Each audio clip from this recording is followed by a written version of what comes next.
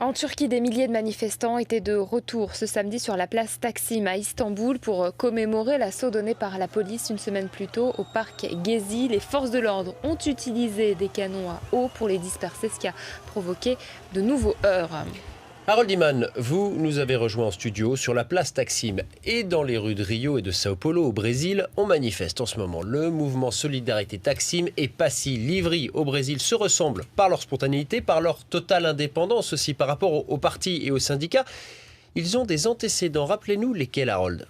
Alors, ces mouvements spontanés ont commencé en 2010 et juste à la fin de 2010 en Tunisie. Et cela a renversé finalement le président Ben Ali. Et puis en 2011, c'était l'Égypte. Et ensuite, on a eu la Grèce contre l'austérité. On a eu l'Espagne pareil. On a eu Israël, des 300 000 personnes à Tel Aviv pour une petite population.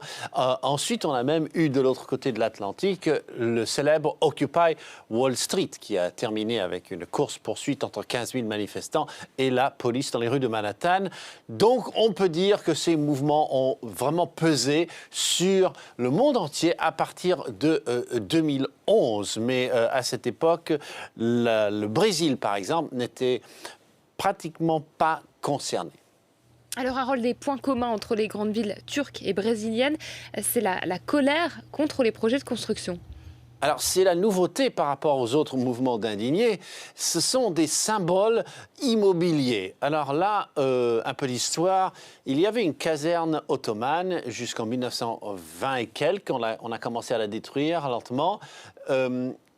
Cette caserne ottomane, c'est celle que Erdogan veut reconstruire pour montrer la gloire du régime ottoman et aussi parce que c'était là qu'il y avait politiquement un groupe d'officiers très islamistes par le passé. Donc le symbole est très fort et il veut en faire un centre commercial, mais le symbole demeure. Mais bon, pour l'instant, cette place, c'est un poumon vert qui est un peu le symbole, le place de la Bastille, le République de la ville.